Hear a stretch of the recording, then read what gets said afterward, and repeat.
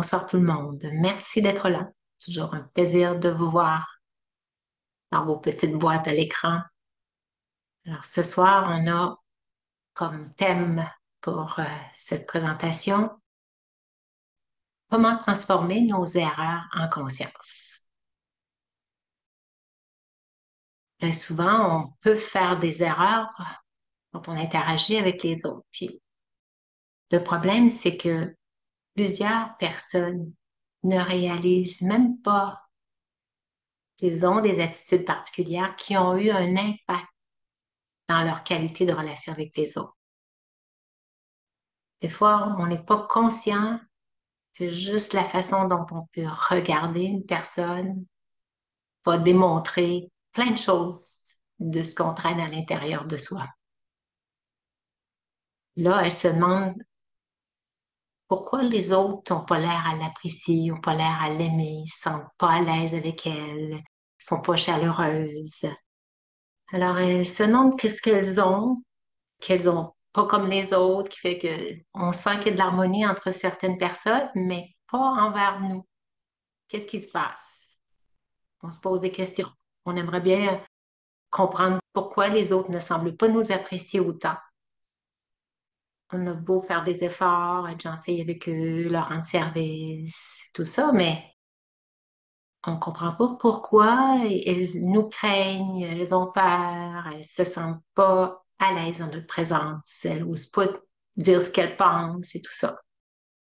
Alors, tout ça a des raisons. C'est pas pour rien que ça arrive, hein. C'est tout simplement qu'elles sont pas conscientes que leur attitude a un impact sur les autres. Elles sont pas conscientes de ce qu'elles dégagent, de ce qui se dévoile sur leur visage, dans leur comportement, dans leur façon de bouger, leur façon de regarder. Elles sont pas conscientes que tout ça, ça a un impact. Que les autres sont en mesure de percevoir quelque chose de ce qu'on pense d'eux. C'est ça qui est le problème, c'est que les gens continuent d'avoir des pensées négatives envers les autres, mais elles sont très respectueuses, elles sont très avenantes, très gentilles, elles parlent avec respect, tout ça, mais elles ont à l'intérieur des mauvais sentiments, des perceptions négatives. Et elles pensent que les autres ne le sentent pas, ne le perçoivent pas. C'est là l'erreur. C'est pour ça que les attitudes, ce qui se dégage de nous, c'est basé sur les perceptions qu'on a envers les autres. C'est visible. Les autres le sentent. Ça se dégage dans nos vibrations, dans notre façon de les regarder. Il n'y a pas ce regard empli d'amour dans les yeux. Ça pétille pas de la lumière. C'est éteint, c'est froid. Même si on a un beau sourire qui est accroché, le regard ne suit pas le sourire. Le regard, c'est les fenêtres de l'âme. Alors, quand ça se dégage pas à travers les yeux, qu'on accepte l'autre telle qu'elle est, qu'on l'apprécie telle qu'elle est, la personne le sent. Et c'est ça qu'on réalise pas, que c'est complètement visible. Alors, leurs gestes, ça va le démontrer qu'est-ce qu'elles sont, qu'elles ont des pensées négatives envers l'autre. Parce que des fois, on peut s'échapper. On n'est pas toujours conscient de tout le temps être suffisamment alerte sur la façon dont on se comporte, la façon, le ton qu'on va utiliser. Puis là, à un moment donné, tiens, c'est encore plus évident là, que cette personne-là est une personne négative envers moi. Elle a des jugements sur moi. Et c'est ça que les gens perçoivent. Alors, c'est que elles réalisent pas que leur attitude révèle les pensées qu'elles ont envers les autres. Puis surtout que on le sent quand elles ont des bons sentiments, si elles ont une affection particulière envers une personne, on va sentir tout de suite l'amour qu'elle a pour elle, qu'elle est en bonne relation, qu'elle se voit même en dehors du milieu de travail ou en dehors du moment où on est avec elle. Qu'elles sont amies, qu'elles sont proches, qu'elles sont complices. Ça se sent juste dans la façon dont elles interagissent les unes envers les autres. Et puis ça, cette gentillesse-là, ce respect-là, on le sent pas envers nous. Hein. On va pas sentir qu'elle nous apprécie autant qu'elle semble apprécier l'autre, parce qu'elle est capable aussi d'apprécier les autres, mais on le sent pas envers nous. Fait que là, on reconnaît que la personne n'a pas ce genre de perception à l'intérieur d'elle, aussi élevée, aussi bienfaitrice que ce qu'on ressent qu'elle éprouve vers l'autre. Alors, ce qui arrive, c'est que si au contraire, la personne a emmagasiné dans son subconscient des perceptions négatives envers une personne en particulier, que ce soit envers moi ou envers une autre personne, puis qu'elle s'est fait une opinion sur elle par rapport à des gestes qu'elle a faits ou des paroles qu'elle a pu dire dans le passé sur elle-même, des fois de dévoiler un petit peu ses petits travers, ses petits défauts, des choses qu'elle faisait qui semblent pas tout à fait correctes aux yeux de l'autre. Alors là, à ce moment-là, l'autre a développé une perception de cette personne-là qui fait que ça nourrit un genre de sentiment envers elle par rapport à ce qu'elle a pu dire ou faire dans le passé. Puis ça a généré des jugements envers cette personne-là qu'on maintient dans notre esprit. Et c'est ça que l'autre personne perçoit, ce genre de jugements-là, qui sont pas nécessairement toujours favorables. Alors, toutes les fois que vous êtes entré en relation avec cette personne, que vous n'approuvez pas son comportement, on sent que des fois on dérange, hein? Il y a une petite irritation qui passe à un moment donné. Euh, La personne va focaliser sa perception sur les défauts et les faiblesses, puis c'est ce qu'elle garde dans son esprit parce que son esprit a comme perception de nous ou de l'autre personne les défauts. Voit pas nos spécialités, voit pas nos qualités, notre serviabilité, notre courage ou nos efforts. La personne focalise sur les défauts. Alors, c'est ce qui se dégage. C'est ça que l'autre personne perçoit. Et il y a plein d'attitudes qui vont dévoiler ces pensées négatives-là ou ces jugements-là que la personne a envers nous. Je vais vous partager mon écran pour que vous puissiez prendre connaissance de ces attitudes-là en particulier. Il y en a plusieurs. Alors, la première, on va le voir dans le comportement, un regard fuyant. Mettons, on dit quelque chose, puis la personne, sans s'objecter, sans rien dire pour pas montrer qu'elle est irritée par ce qu'on vient de dire, elle va lever les yeux en l'air ou elle va détourner la tête. On va dire, bon, encore. Tu sais. Tout de suite, ça démontre un mauvais sentiment. Il y en a à hausser ses sourcils un peu de désapprobation, là. Deux fois, ils peuvent même avoir un sourire forcé, mais il n'y a pas de chaleur dans les yeux. Même si ça nous sourit quand on arrive, on ne sent pas la chaleur dans les yeux, on ne sent pas l'amour qui est derrière. Puis des fois, on peut avoir même des soupirs qu'on peut entendre de désapprobation. Ouh. Fait, tout de suite, ça montre notre irritation. Juste un soupir. On pense que ça n'a pas d'impact, j'ai juste soupiré. J'ai même quelqu'un qui, à un moment donné, elle en avait ras-le-bol de tout le temps les avertissements qu'elle faisait à ses collègues qui devaient lui remettre des rapports, qui le faisaient pas, puis qui le faisaient pas. Puis à un moment donné, elle envoyait encore des lettres de rappel, mais il y avait deux points d'exclamation dans son courriel. Et juste le fait qu'il y avait ces deux points d'exclamation-là, les autres ont senti qu'elle en avait ras-le-bol de faire des rappels. Fait que juste cette irritation-là qui était démontrée par des points d'exclamation dans son courriel a démontré son sentiment d'animosité envers les autres. Fait qu'on réalise pas l'impact que ça peut avoir. Juste ça, deux petits points d'exclamation. On dit, oui, mais écoute, j'ai juste rappelé aux autres de faire ça, oui, mais est-ce que au moment où tu as mis tes points d'exclamation, tu sentais, parce qu'elle s'était fait reprocher d'avoir été un petit peu raide dans son courriel, elle a dit, ben, j'ai rien dit, j'ai juste fait le rappel. Puis là, ben, j'ai expliqué, j'ai demandé, j'ai dit, est-ce que tu en avais ras-le-bol au moment où tu as fait ton courriel? Elle a dit, oui, j'en avais ras-le-bol de constamment être obligée de faire des rappels. Ben, j'ai dit, tes petits points d'exclamation l'ont bien exprimé. Tension dans les épaules, on le sent, les gens qui sont tendus. Ils vont mettre les bras croisés, ils vont se fermer complètement. Ils vont même des fois s'installer, s'asseoir à des distances physiques marquées des autres, en retrait. Ça veut dire, je veux pas me mêler au. Et aussi, dans la personnalité, souvent, on entend des critiques constantes, non constructives, tendance à rectifier ce que les autres expriment. Ils disent quelque chose, mais c'est comme jamais correct de la façon dont l'autre le dit, on se sent obligé de rectifier. Penser que mes propres opinions sont les seules valables. On tente irréaliste envers les autres. On voudrait qu'ils fassent ci, qu'ils soient comme ça, qu'ils répondent comme ça, qu'ils se comportent comme ça. Fait que tout ça, ça entraîne des déceptions, puis des frustrations qui sont ressenties, des critiques nécessairement envers les autres. Ils font pas ce qu'ils devraient faire. Manifestent leurs besoins sous forme de plainte.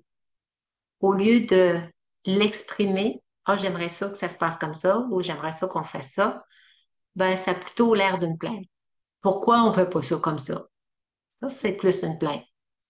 Au lieu de dire mon besoin, j'aimerais ça que les autres viennent me le dire ou j'aimerais ça que les autres se comportent comme ça. Alors non, c'est plus pourquoi, comment. Il voit pas le potentiel dans l'autre, mais il voit plus ses faiblesses. Il voit pas ses efforts qu'il fait pour s'améliorer, des choses comme ça. Des fois, ça file pas, puis il semble qu'il vit des choses difficiles. Puis là, ben, tout simplement, il trouve que, bon, il voit juste ses faiblesses. Il est jamais de bonne humeur. Au lieu d'aller s'informer, qu'est-ce qui va pas. Tu sais, fait que si tu classes l'autre avec ses jugements, c'est quelqu'un qui a mauvais caractère, qui est toujours de mauvaise humeur, au lieu d'aller à l'écoute de ce que l'autre vit. Alors ça, c'est des attitudes qui entraînent des difficultés relationnelles. C'est à nous de être conscient de comment on agit envers les autres. On peut se demander maintenant comment améliorer mes relations avec les autres. Parce que parfois, on peut vouloir faire des efforts pour améliorer ces relations-là. On essaie de surveiller toutes ces attitudes-là négatives pour plus les répéter.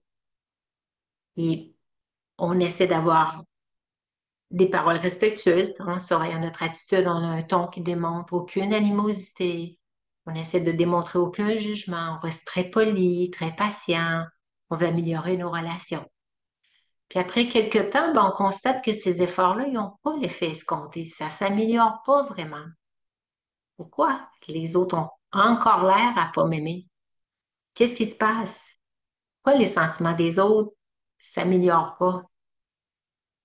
Là, on peut se dire, c'est pas pour rien que cela se produit encore, quoi que ça arrive encore comme ça.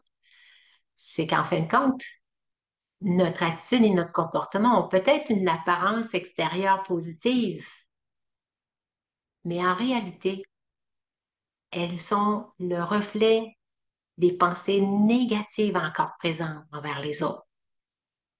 Ces pensées-là sont encore présentes dans notre cœur. Nos perceptions n'ont pas été changées. Pour ça, il faut comprendre que notre attitude est basée sur les pensées, les perceptions. C'est ce qui arrive avant. Car tout se sent à un niveau subtil. Tout ça, ça se dégage des vibrations qui est senti par l'autre personne.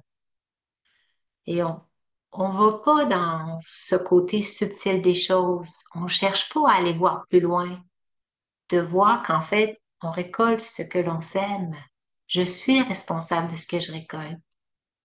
Hein, si on ne prend pas conscience de la perception que l'on a des autres, la personne ne sentira pas la sincérité dans notre regard et dans nos paroles. Même si on voit la féliciter, on va sentir que c'est artificiel, que c'est pas vraiment senti avec le cœur. Si maintenant elle a été promue, elle a fait un bon coup, quelque chose de bien qu'elle a fait, puis c'est beau ce qu'elle a fait, puis on veut la féliciter, on veut améliorer notre relation, on essaie de lui montrer que on est bien content de elle. Ben, la personne va le voir dans le regard. Tu n'as pas cette étincelle d'amour parce que ça vient pas du cœur.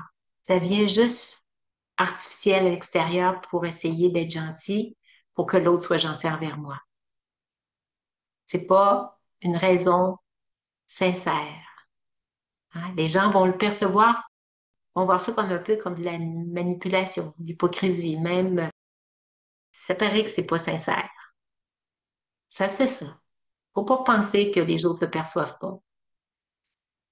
Que je vais vous démontrer quelque chose qu'on nous apprend en Raja Yoga. Je vais vous partager mon écran parce que ça, vous l'avez appris dans les cours, au tout début des cours. Qu'est-ce qui précède mon attitude? Hein, mon attitude va se manifester à travers mes paroles qui, elles, vont devenir mes actions. Et là, on a des habitudes qu'on crée. Ça détermine notre personnalité, puis qui fait en sorte qu'on récolte tel retour, le destin, qui est le retour de nos actions, de nos paroles. Alors, mais qu'est-ce qui vient avant l'attitude? Pourquoi j'ai telle attitude? Qu'est-ce qui précède ça qui fait que j'ai naturellement, spontanément, extérieurement cette attitude-là? C'est les pensées qui viennent avant les attitudes. Parce que j'ai des pensées négatives, même si extérieurement, mon attitude a l'air bien respectueuse, elle est basée sur mes pensées. Mais mes pensées me viennent sur l'écran de mon esprit de où? Pourquoi j'ai telle pensée? Pourquoi j'ai une pensée négative envers la personne? Ça me vient d'où, ces pensées-là? Ça me vient de mes expériences passées où j'ai développé des croyances envers la personne. Elle est comme ci, elle est comme ça. C'est les perceptions que j'ai eues de la personne. Une fois, elle a fait une erreur, une fois, elle a dit quelque chose, une fois, elle s'est dévoilée d'un de ses défauts, ou une de ses faiblesses, ou de ses dépendances, ou de ses mauvais comportements, des choses qu'elle a faites. Bon, une fois, on a entendu des choses sur la personne, fait que ça a développé en nous des formes de perception négative de la personne, qui fait qu'on croit qu'elle est comme ça. Et là, c'est ce type de pensée-là qui émerge sur l'écran de mon esprit. Et ces perceptions-là vont en contradiction avec mes valeurs. Hein. Si moi, je suis une personne très honnête, puis que je ne volerai pas un sou à personne, puis que l'autre personne vient me dire que, bon, pas que l'autre personne a volé, mais qu'elle a menti ou qu'elle a fait quelque chose, puis que moi, à ce moment-là, j'ai eu une perception très négative de la personne, que là, je reste accrochée avec cette perception-là, qui m'a juste été rapportée, que j'ai même pas vérifié. Là, j'ai une perception négative de la personne qui fait que je maintiens des pensées négatives envers elle, qui va, après ça, déteindre dans mon attitude. On aura beau essayer d'avoir les paroles, les actions, personnalité très gentille, très respectueuse, ça va toujours être dévoilé par mon attitude qui est basée sur mes pensées, qui me viennent de ces perceptions-là. Les gens vont le sentir qu'on n'a pas des perceptions positives envers elles. Alors, tout est dans la qualité de nos pensées. C'est à nous de comprendre que je dois changer le type de pensée que j'ai envers les gens, mes perceptions que j'ai d'eux. Puis nous, on continue de répéter les mêmes erreurs. Puis quand on répète les mêmes erreurs, en gardant toujours la même attitude qui se dévoile extérieurement, là, ben, ça veut dire qu'on ne tire pas les enseignements à partir des expériences que l'on vit. Parce que on le sent que l'autre réagit à nous, est pas à l'aise avec nous, puis qu'il y a un conflit, même des fois ouvert, hein, on sent qu'on ne se parle même plus, là. Des fois, c'est très, très évident. Puis on aimerait bien que ça se règle, mais on continue de répéter les mêmes erreurs en essayant d'avoir des attitudes, en essayant d'aller vers l'autre, mais on n'a pas changé nos perceptions. Alors, ça aura toujours un mauvais résultat parce que la graine, au départ, elle est mauvaise. Hein, c'est comme si vous semez une mauvaise graine, semez une mauvaise herbe, vous ne pouvez pas récolter des belles fleurs avec ça. C'est des mauvaises herbes que vous récoltez. Parce que vos pensées sont la graine de vos attitudes, sont la source. C'est pour ça qu'on reproduit constamment les mêmes comportements qui se reproduisent avec les mêmes personnes ou même avec des personnes différentes. Alors, quelles sont ces habitudes qui continuent d'empoisonner notre vie relationnelle? Comment on va réussir à les changer? Des fois, les gens vont tout simplement tenter de se raisonner. Ils vont se dire, vont essayer de se faire raison, plutôt que d'écouter leur ressenti qui leur dit qu'il y a quelque chose qui va pas bien avec cette personne-là. Ils le sentent, mais ils n'écoutent pas ce senti-là. Ils n'écoutent pas leur petite voix intérieure. Ils continuent de se raisonner, bon, ça va s'arranger, bon. Ce malaise, à coup sûr, indique qu'il y a quelque chose qui ne fonctionne pas dans votre vie relationnelle avec la personne. Alors, ils vont essayer de se raisonner avec le mental, de dire, bon, ben, ça va passer, ça va y passer, là, bon, c'est correct. Je suis pas obligée d'être aimée par tout le monde. Juste le fait de se dire ça, c'est comme continuer d'accepter d'avoir des mauvais sentiments, puis c'est comme continuer à faire les mêmes erreurs, puis les autres voient bien comment je me comporte, que j'ai des jugements envers l'autre, que je continue à maintenir des pensées négatives. Puis là, nécessairement, eux ont des bons sentiments envers cette autre personne-là. Ils sentent la beauté et la bonté de cette personne-là. Et là, juste le fait de voir que vous continuez à maintenir une mauvaise relation, ben, ça, c'est comme une pomme pourrie avec les autres pommes. Ça continue à tout s'avenimer partout. Donc, cette habitude, elle est souvent héritée de notre éducation qui nous fait perdre confiance dans notre ressenti. Continuons à écouter notre ressenti qui nous dit qu'il y a quelque chose à rectifier là, mais on ne l'écoute pas. On passe à côté. Alors, faites confiance à votre ressenti. Une autre attitude souvent que les gens vont faire, c'est acheter la paix. Hein, parce que penser que le fait de rien dire, ça permet d'éviter les conflits. Parce que si on essaie d'aborder le sujet, ça risque de dégénérer, de rempirer la situation. Alors, on va rien dire, on va juste endurer la situation telle qu'elle est. On ne prend pas le temps de s'expliquer, d'expliquer notre attitude, qu'on a eu telle attitude. Peut-être que on n'avait pas eu le temps cette fois-là, ou peut-être qu'on était fatigué, ou juste le fait de ne pas aller vers l'autre, de ne pas s'expliquer, l'autre reste avec le sentiment que vous ne l'aimez pas. Et ça ne donne pas la chance non plus à l'autre d'expliquer comment il s'est senti devant l'attitude que vous avez eue envers lui ou envers elle. Fait que ça maintient les deux dans des positions d'opposition. Hein. On est opposés l'un à l'autre. Fait que le conseil qu'on pourrait donner à ce moment-là, c'est de comprendre que plus on se parle, plus les cœurs ont la chance de se rapprocher. Le fait de ne pas se parler, ça maintient les gens dans leur position actuelle. Ça rectifie pas. On pense que des fois, ça va s'estomper avec le temps. C'est une fausse croyance. La peine va s'estomper avec le temps. La perte d'un être cher, cette souffrance-là va s'estomper avec le temps. Mais les conflits, s'ils sont pas résolus, elles vont continuer à grossir. C'est quelque chose qui continue de nourrir, qu'on continue de nourrir envers l'autre, puis que l'autre continue de penser qu'on a envers lui. Et là, ce qui fait que ça devient, à un moment donné, encore plus gros, l'animosité envers les deux personnes. Et un autre point, souvent, des fois, les gens vont éviter les confrontations parce que ils ont peur que s'ils vont confronter la personne, ça va risquer de mal tourner encore et ça va rempirer la situation, puis même peut-être rompre la relation. Alors, plutôt que de rompre la relation ou de déplaire, il y a mieux éviter les confrontations. Par contre, la confrontation, c'est affronter ensemble le problème, c'est se donner la chance de s'expliquer les uns les autres, puis même montrer notre volonté de s'harmoniser. Du coup, il faut respecter les limites de chacun. Peut-être que l'autre n'est pas prêt encore.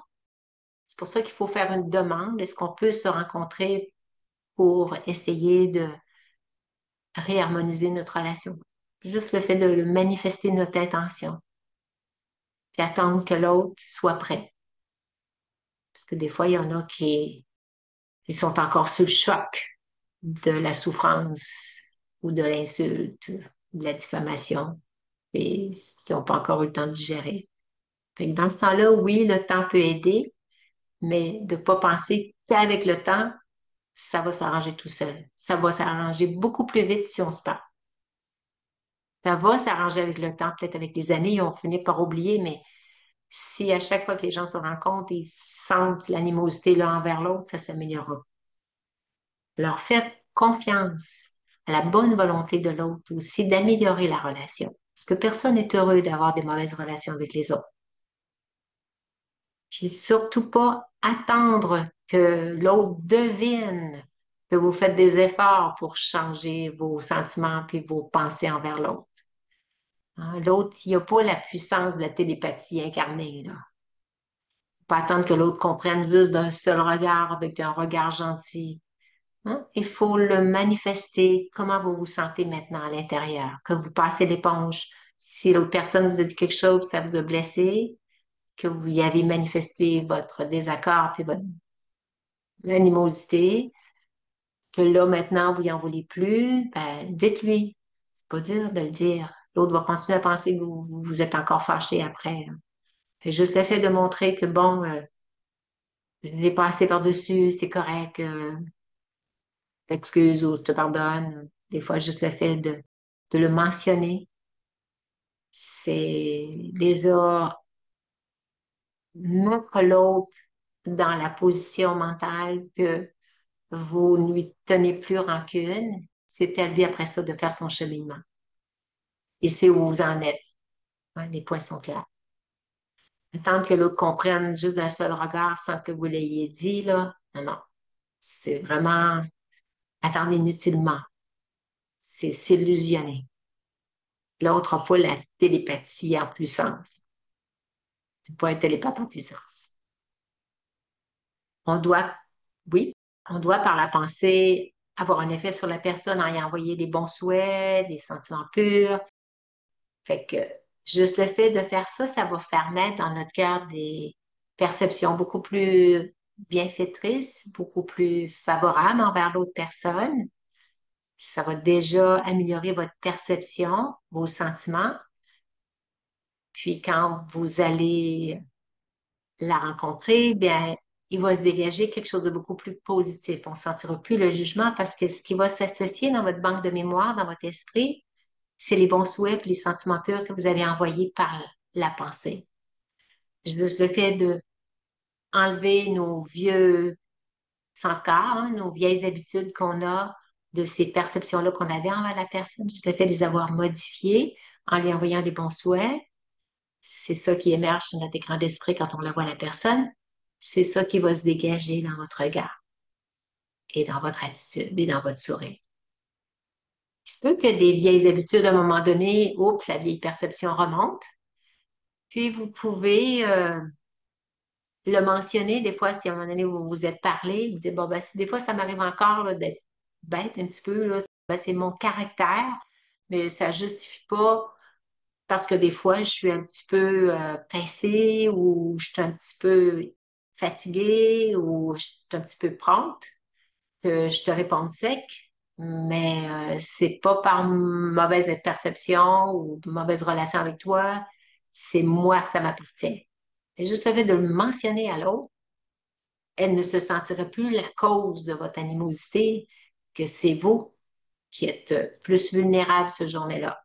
Fait que c'est à préciser avec l'autre. Juste le fait de démontrer votre propre faiblesse, ben, ça fait plus facilement accepter par l'autre des fois que vous pouvez avoir des attitudes qui sont pas toujours convenables, pas toujours agréables, pas toujours respectueuses. On comprend que on a des vulnérabilités, puis que on peut manquer notre coup encore des fois. On n'est pas parfait. Fait que si vous avez des bonnes intentions d'améliorer vos relations avec certaines personnes que vous côtoyez, surtout, là, exprimez à l'autre votre intention d'améliorer votre relation avec elle. Dites-lui votre bonne intention, que vous reconnaissez que vous avez eu quand même une attitude peut-être qui n'était pas correcte, que vous vous en excusez. Vous avez eu peut-être des paroles désobligeantes, un regard qui n'était pas très, très aimant. Fait que vous vous en excusez tout simplement. Ça demande un petit peu d'humilité pour pouvoir faire ça. Pas être sous l'emprise de l'ego, hein, mettre l'ego de côté, puis reconnaître notre erreur, ça rapproche les cœurs. Ça démontre la bonne intention, la bonne volonté. Et surtout, l'importance pour vous d'améliorer la relation avec cette personne-là, que vous voulez vivre en harmonie avec les autres. Quand il faut que ces excuses-là soient sincères, que ça vienne vraiment du cœur, parce que si c'est pas encore fait avec le cœur, puis qu'on a encore des perceptions négatives, il faut travailler nos perceptions négatives avant d'aborder la demande de harmoniser les relations. Il faut changer nos perceptions au départ. On doit prendre le temps de voir les qualités de la personne, de voir ses forces, de voir ses spécialités. Et si on prend ce temps-là, on va changer nos pensées qui va améliorer notre attitude parce que nos pensées ont changé, parce que nos perceptions ont changé. On a focalisé notre attention sur ses forces et non plus sur ses défauts, non plus les erreurs du passé que l'autre personne a pu faire. Alors, c'est important que notre attitude soit basée sur des pensées bénéfiques qui, elles, basées sur des perceptions et des croyances bénéfiques. Et surtout, ne pas accuser l'autre d'être entièrement responsable de la dégradation de la relation. Parce que des fois, il y a des gens qui vont agir d'une certaine façon, puis s'ils voient que l'autre est blessé par ça, par l'attitude désagréable que j'ai pu avoir, ben c'est son trouble, c'est son problème. C'est pas mon affaire. Il y en a qui remettent, ils ne se sentent pas responsables du tout de l'impact qu'ils ont eu sur l'autre. Ils ne sont pas conscients que c'est à cause de mon attitude que l'autre est comme ça. Je suis responsable de ce que je sème comme pensée, comme parole, comme action. Et c'est ce que je récolte. Des réactions négatives parce que j'ai semé quelque chose de négatif. Alors, il y en a qui mettent entièrement la responsabilité sur la faute de l'autre. Eux, sont toujours corrects. C'est à cause de l'autre. Il n'y a pas d'affaire à se fâcher. Mon attitude. Puis il y en a qui disent même que celui qui a fait plein de concessions, alors qu'en réalité, j'ai tout simplement pas exprimé mes besoins, puis je me suis montrée frustrée. J'ai pas exprimé mon besoin. J'ai pas demandé ce que moi je voulais, mais je me suis montrée frustrée, puis là, je mets l'autre responsable de la dégradation de la relation. Parce que moi, je fais plein de concessions. Je laisse l'autre faire ce qu'il veut, comme il veut, quand il veut. Puis là, ben, il me dit, ben, j'ai plié tout le temps, j'ai laissé l'autre faire ce qu'il voulait, il n'est pas content encore. C'est pour ça que je mets l'autre entièrement responsable de la dégradation de la relation. Mais non, je réalise même pas que moi, je me suis montrée frustrée parce que j'ai pas exprimé mes besoins avec respect. Puis, oui, j'ai besoin de telle place, j'ai besoin de telle chose. C'est l'autre qui l'a pris avant moi. Bon, moi, je me suis montrée frustrée, bon, parce que j'ai pourtant laissé la chose, l'utiliser, puis moi, je m'en suis passée. On pense que c'est à cause de l'autre. Là, s'il n'est pas encore content, puis en plus, j'y ai laissé. Oui, mais tu y as laissé avec quelle attitude? Réalisons l'impact de nos attitudes. Alors, le conseil, c'est de discerner notre part de responsabilité envers l'autre aussi. Parfois, il y en a qui s'illusionnent en pensant là, qu'il existe une solution miracle qui va sortir de tous nos problèmes relationnels, qu'il va y avoir une phrase magique, une formule magique, processus magique, tout ça. Ils rêvent en couleur, là, que tout va recommencer comme avant, que c'est justement cela qui nous ont amenés là où on est, puis ils pensent que tout va se régler tout seul. Ça ne marche pas comme ça, hein. C'est plutôt des illusions, là. Il faut accepter d'investir du temps, de la patience, puis d'être dans la conscience pour permettre que le changement puisse se mettre en place. Il faut investir du temps pour ça. Il faut investir dans notre relation. pour rencontrer les personnes. Puis, attendre que le temps arrange les choses, c'est quoi? C'est une fausse croyance. Hein? Le temps ne guérit pas les blessures du passé à notre place. Il y a des gens qui traînent des blessures depuis leur enfance, même à l'âge adulte. Ils sont conscients de ces blessures-là, puis ils continuent de penser ça. Alors, c'est important de prendre le temps d'aller faire son introspection à l'intérieur, voir ma part de responsabilité dans l'événement, de ce qui se passe, puis oser affronter la personne pour s'expliquer, plier sur son orgueil, puis utiliser l'humilité, puis s'excuser de nos erreurs, les reconnaître, juste les reconnaître. C'est déjà un gros pas vers la réconciliation. Alors, il y a des moyens pour éviter de répéter les mêmes erreurs. Pour ça, au départ, il faut les reconnaître, puis tirer les enseignements de ces erreurs-là qu'on a fait.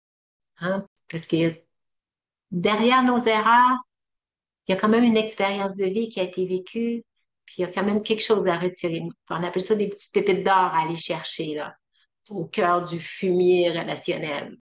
Il y a quand même quelque chose de bon là-dedans. On a vécu une expérience, on a réalisé que ce genre d'attitude-là entraînait tel genre de conséquences, et là, on a appris de la leçon. C'est à nous de ne pas la répéter. Il faut éviter de la répéter. Hein? Pas tenter d'aller chercher aussi une approbation chez les autres en essayant de prouver que c'est l'autre qui a tort, puis que de se faire donner raison, puis de se faire approuver qu'on était correct. Ça, c'est encore s'illusionner, puis de toujours mettre l'autre responsable de ses réactions, puis que moi, j'ai pas d'impact là-dedans. Raison qu'on peut avoir un impact. C'est pas pour rien qu'on a récolté telle attitude. On récolte ce que l'on sème. C'est la loi du karma. Puis aussi, c'est important de se retirer à l'intérieur, prendre le temps, on appelle ça comme aller dans notre monde intérieur, voir la situation telle qu'elle s'est passée, réfléchir, c'est quoi ma part de responsabilité là-dedans? On se regarde avec un œil objectif. Qu'est-ce qui s'est passé? Qu'est-ce que j'ai dit? Quelle a été mon attitude? Quels étaient mes sentiments à ce moment-là? On se place en observateur détaché. Pas pour se culpabiliser ou pour s'en vouloir, puis après ça regretter, puis tomber dans ce genre de sentiments négatifs envers le soi. Juste pour reconnaître quel endroit que j'ai bifurqué, que j'ai faussé.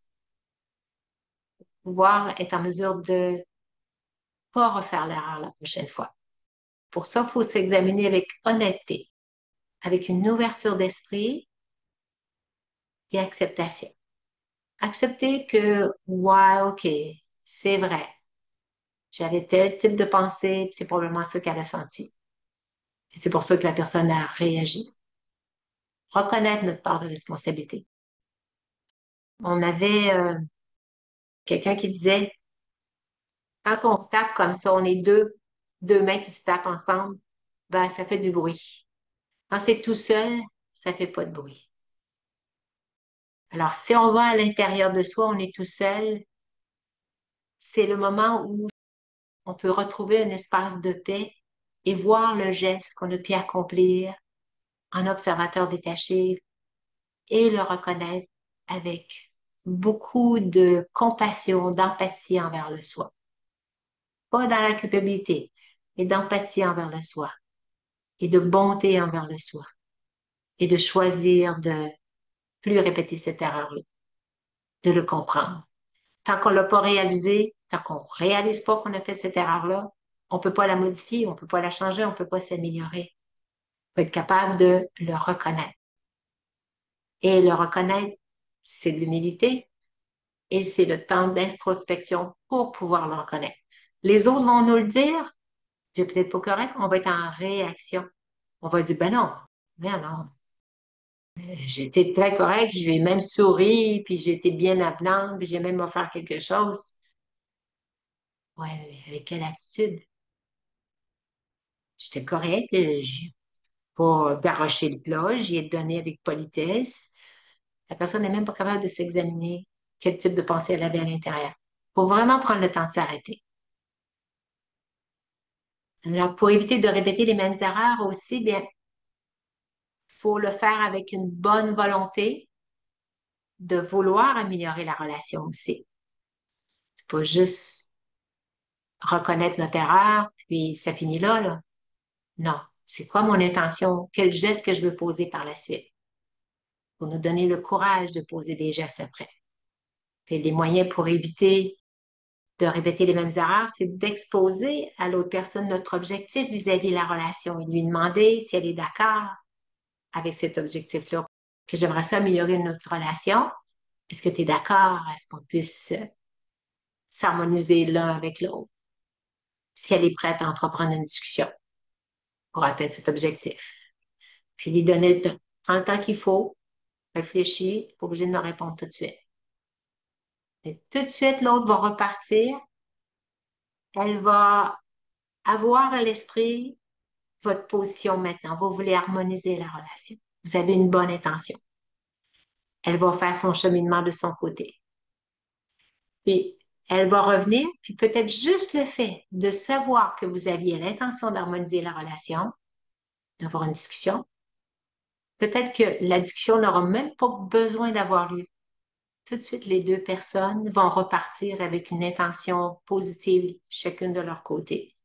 Et nécessairement, on va reconstruire une belle relation avec des nouveaux sentiments les uns envers les autres, à cause de la bonne intention, de la bonne volonté de chacun. Mais il faut quand même une personne au départ qui démontre, qui expose son intention. Si chacun reste de leur côté, n'expose pas du tout, chacun va penser que l'autre est encore en position négative.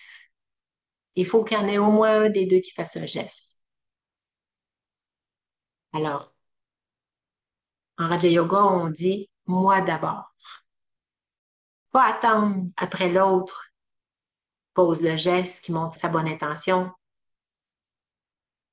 Parce qu'à ce moment-là, on n'a pas le mérite de transformer nous-mêmes nos propres sanskars. C'est attendre après les autres, attendre après le temps. Alors, on se dit, moi d'abord, je me transforme d'abord. Et un autre point intéressant que j'avais mentionné dans la présentation de cette conférence, il y en a beaucoup qui ont, au contraire, au lieu de reconnaître leurs erreurs, ils reconnaissent tellement leurs erreurs qu'ils sont dans le gros sentiment de culpabilité, dans le regret. Ils regrettent donc ce qu'ils ont fait ou même ce qu'ils n'ont pas fait.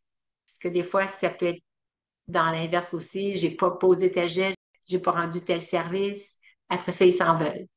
Hein? Que ce soit des paroles qui ont semblé blesser d'autres personnes, des fois, qui ont pu faire des choses ou poser des gestes qu'on leur a reprochés. Des fois, les gens vont leur reprocher des choses qui vont se sentir coupables. D'avoir une attitude aussi désobligeante. Des fois, ça peut arriver là, qu'on fasse quelque chose de pas correct. Et là, ils vont donc s'en vouloir. Même si vous vous êtes excusé, même si l'autre vous en veut pas, même si tout est correct par rapport à l'autre, continue de s'en vouloir, continue de se culpabiliser pour ce qu'elles ont fait.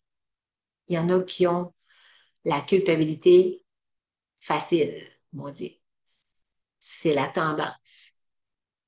Alors, ils ont commis des erreurs, ça a eu des conséquences, c'est contre leur volonté, c'est pas ce qu'ils auraient souhaité, puis là, ils s'en veulent. Fait qu'il y en a qui sont portés à les reconnaître facilement, leurs erreurs, et c'est la torture intérieure qui suit. Ils sont enfermés dans un cercle vicieux de sanskar, de culpabilité.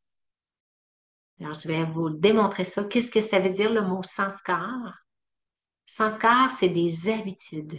Autant on peut avoir des habitudes qu'on a développées qui étaient bonnes, puis aussi des habitudes qui n'étaient pas bonnes, mais il y en a qui ont ce sanskar-là de culpabilité. Et souvent, ça nous vient de notre enfance. souvent de notre éducation qu'on a reçue avec nos parents. Souvent des parents avec des bonnes intentions, que l'enfant se transforme, que l'enfant se corrige, fasse des choses, ils vont l'accuser de quelque chose pour l'amener à ce que la personne, l'enfant, se sente coupable d'avoir brisé telle affaire ou de ne pas avoir fait ses devoirs ou d'avoir poussé son petit frère ou d'avoir fait des gestes pas corrects. Puis le parent fait en sorte que l'enfant ne refasse plus l'erreur en la culpabilisant ou en le culpabilisant.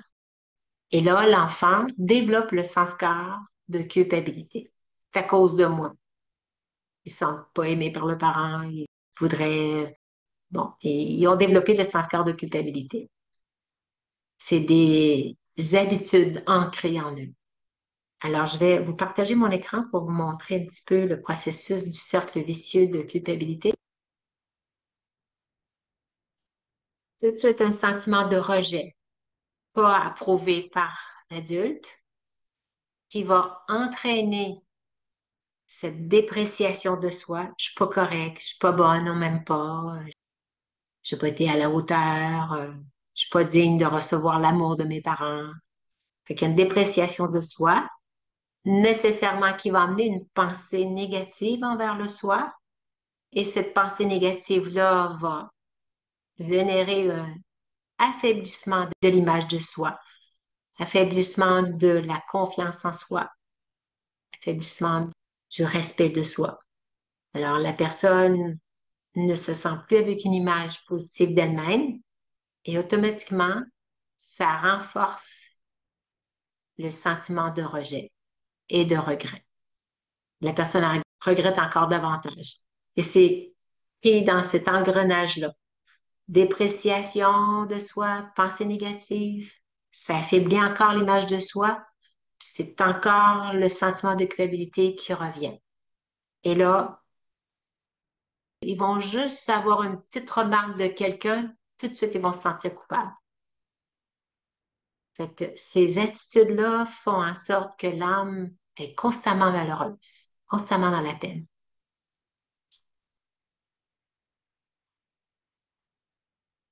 Alors, comment se libérer de ce cercle vicieux, hein, de pensée de culpabilité et modifier cette habitude de me culpabiliser qui ne cesse de s'accentuer?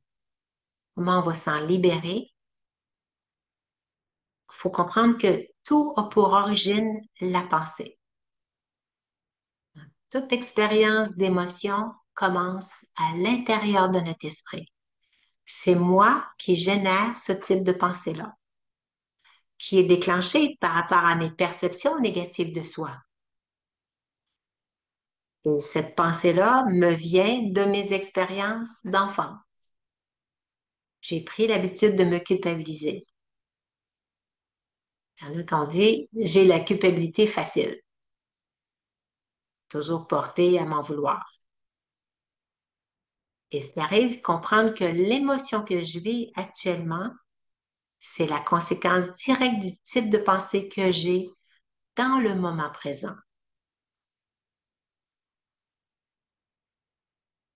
L'émotion que je vis actuellement, c'est la conséquence directe du type de pensée que j'ai dans le moment présent. Si nécessairement j'ai une pensée négative envers moi-même, je suis pas contente de moi, je crée cette émotion-là, et là, l'émotion, on la vit dans le cœur. Et là, on veut plus être malheureux.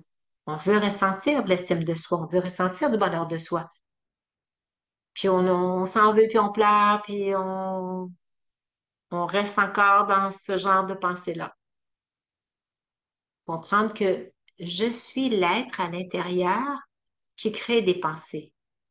Et mes pensées, ces pensées-là me viennent de mes empreintes, de mes sens-corps qu'on appelle, de mes habitudes, qui se remanifestent sur l'écran de mon esprit. Et au moment où ça arrive sur l'écran de mon esprit, c'est à moi maintenant de utiliser le pouvoir de mon intellect pour les modifier.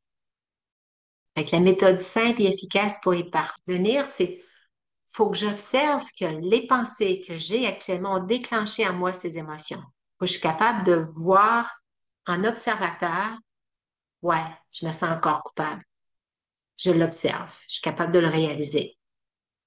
Et qu'est-ce que je fais après? Je suis pas obligée de garder ces pensées-là, là. Je suis le maître de mon esprit. Je suis capable d'analyser que c'est grâce au pouvoir de mon intellect que je reconnais mes erreurs, les souffrances faites aux autres, tout ce qui s'est passé. Je suis capable de le voir, là, qu'il y a quelque chose qui n'est pas correct, là. J'accepte mes erreurs, la personne, la situation telle qu'elle se présente. Hein, si à un moment donné, j'ai dit quelque chose, là, puis que la personne m'a dit, ah, pourquoi tu fais encore ça? Juste le fait qu'elle me reproche ça dessus, je me sens coupable, là. Bon, ben, je réalise ça, mais j'ai le pouvoir d'orienter mes pensées ailleurs.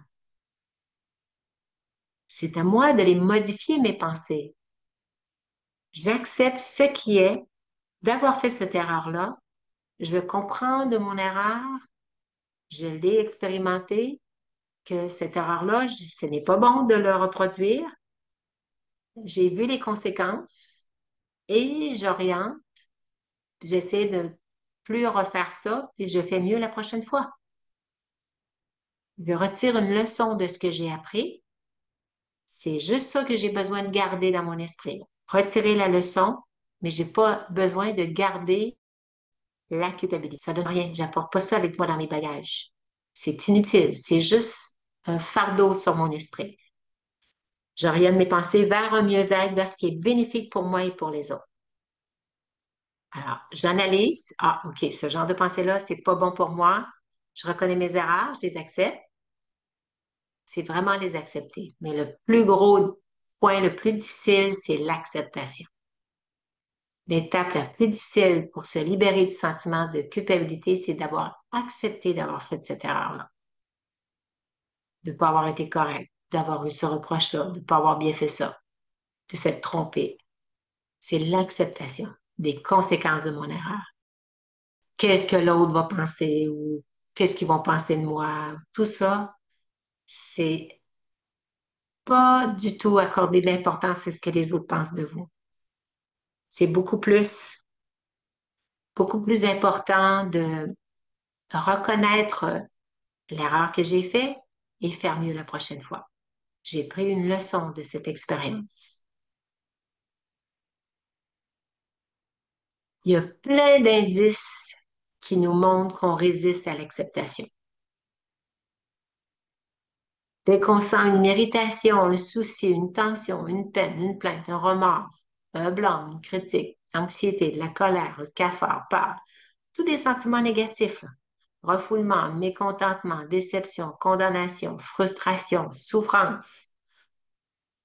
Est-ce qu'on veut vivre là-dedans? Est-ce qu'on veut garder ce genre de sentiment-là dans notre cœur? Non. Alors, passons à l'acceptation de nos erreurs. Personne veut ressentir ce genre de sentiment-là dans leur vie de tous les jours, là. Non. Tombons pas dans ce piège-là, de s'en vouloir, puis d'être déçu, puis de se condamner, puis d'être frustré, puis de souffrir, puis d'être en colère, puis d'être anxieux, puis de critiquer, puis de blâmer. C'est pas ça. On n'est pas ici pour expérimenter ce genre d'affaires-là. On est ici pour être heureux. On est ici pour être dans le bien-être intérieur. Alors, passons à l'acceptation de ce qui est. Tellement plus facile. Accepter ce qui est, c'est mettre de côté ce que les autres vont penser et se fier beaucoup plus à ce que moi, je pense de moi. Je suis celui qui fait des efforts, je suis celui qui veut être une bonne personne, qui a des bonnes intentions, une bonne volonté. Mettre l'accent sur plus mes côtés où je veux m'améliorer. Je fais des erreurs en route, c'est correct, on n'est pas parfait. Mais on a tendance à regarder le passé au lieu de regarder notre objectif futur qui est devenir cet être rempli de toutes les vertus. Et tous ces sentiments négatifs-là, c'est pas des vertus, c'est des faiblesses. Faut pas s'identifier à ça, faut pas nourrir ce genre de sentiments-là. Il faut orienter nos pensées vers des pensées beaucoup plus bénéfiques. Mon intention est de m'améliorer et de faire mieux la prochaine fois. C'est ça qu'il faut miser. Quelle est ma bonne volonté? Devenir une meilleure personne. Garder mon esprit paisible. Être aimant envers les autres. Aimant envers le soi. Développer ce genre d'habitude-là. Développer cette personnalité-là. Alors, est-ce que ça va pour reconnaître nos erreurs, pour améliorer nos relations avec les autres? Essayer de pas garder des perceptions négatives des autres parce que ça va se dévoiler dans votre attitude. Il faut vraiment travailler nos perceptions, comment on perçoit les autres. Moi, c'est quelque chose que j'ai beaucoup travaillé dans ma vie spirituelle, en travaillant la méditation, c'est d'avoir des bons souhaits, de voir la personne dans ses efforts, en son potentiel. Parce que toute personne veut s'améliorer. Personne souhaite devenir encore plus mauvais, là. Il n'y a pas personne de méchant à la base. Pas personne qui a des mauvaises intentions de départ. On a tous ce côté pur et bon à l'intérieur qui peut-être se manifeste plus parce qu'on a développé d'autres sanskars, d'autres habitudes. Mais dès qu'on en prend conscience, c'est déjà un grand pas vers la transformation. Mais encore faut-il prendre le temps de reconnaître nos propres erreurs. Alors, on va terminer avec un petit moment d'intériorisation, d'introspection. On va juste, s'il y en a qui veulent prendre un petit peu d'eau juste avant.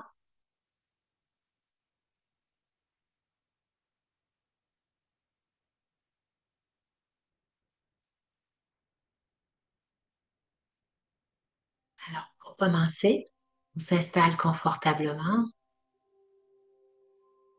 Je respire profondément pour bien détendre le corps. Je me détache de la matière, je me détache de mes rôles, je me détache de toutes mes perceptions négatives que j'ai pu avoir envers moi-même. Je tourne mon regard vers mon monde intérieur. Et pour bien me positionner dans la conscience d'être l'être à l'intérieur, je vérifie quelle sera ma prochaine pensée.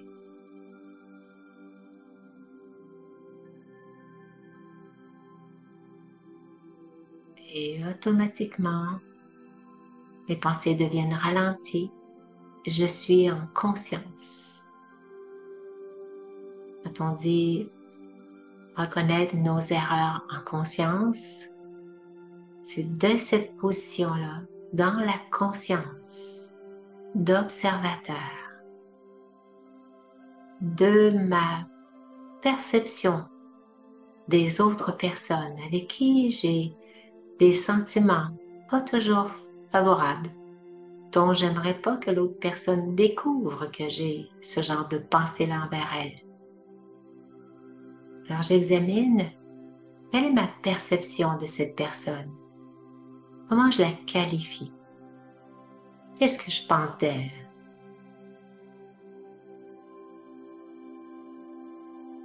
Quels sont mes sentiments envers cette personne? Parce que mes sentiments vont dévoiler ma perception à mes yeux. Alors, juste le fait de prendre conscience, comment je l'aperçois, de réaliser que mes perceptions ne sont pas toujours vraiment des perceptions positives, bénéfiques. Je focalise davantage mon attention sur ses défauts, ses faiblesses, ses erreurs, ses attitudes négatives, son comportement, sa personnalité, tout ce que je n'approuve pas. Et juste le fait d'avoir ce genre de perception de la personne, de la considérer avec tel type de personnalité, tel type de caractère, de comportement que je n'approuve pas. Ensuite, je dégage une vibration qui est ressentie par la personne. Et juste le fait que la personne ne se sente pas appréciée, pas aimée, tout de suite la personne se met sur ses gardes. Et souvent, c'est des armures de défense. Alors, à partir d'aujourd'hui, je prends conscience de toutes ces formes de perception que j'ai envers les gens que je fréquente, que je connais dans mon entourage. Que ce soit des personnes de ma propre famille, personnes avec qui je vis, personnes avec qui je travaille, des personnes avec qui j'ai été en relation dans mon enfance, dans le passé. Est-ce que mes sentiments sont toujours bienveillants, respectueux, aimants? Tout cela se dégage à travers mon attitude, à travers mon regard, à travers mes yeux, à travers le ton de ma voix. Mon langage non verbal trahit mes sentiments, les dévoile. Je répands ça dans l'atmosphère et les autres se mettent à avoir les mêmes types de sentiments. Alors je deviens responsable de contaminer les esprits des autres. Juste le fait d'en prendre conscience, c'est déjà un pas vers la transformation. Il est inutile de tomber dans la culpabilité. C'est encore un sentiment négatif. Je ne récolte rien de positif avec des sentiments de regret, sentiments de profonde culpabilité, de honte. Je mets fin à ce type de sentiment tout simplement avec humilité. Je reconnais mes erreurs. Je focalise mon attention sur les qualités des autres personnes. Je peux même choisir d'entrer en relation avec la personne pour lui manifester mon intention de créer une relation harmonieuse, de mieux la connaître. Peut-être que l'autre personne ne sera peut-être pas tout de suite prête à ouvrir son cœur, mais juste le fait d'essayer de créer une relation démontre notre bonne volonté. Et on récolte ce que l'on sème. On récolte de l'amour, de la bienveillance, du respect, du bonheur en retour. On se sent fier de nous. On a une perception beaucoup plus positive envers le soi, appréciation de soi, fier de notre bonne volonté et de nos bons sentiments envers les autres. Tout le monde recherche la paix de l'esprit. Et cette paix, je la sème en premier dans mon cœur. Je suis maître, je suis responsable de ce que je crée sur l'écran de mon esprit. Je suis responsable de la qualité de mes pensées. Je récolte ce que je sème. Om Shanti.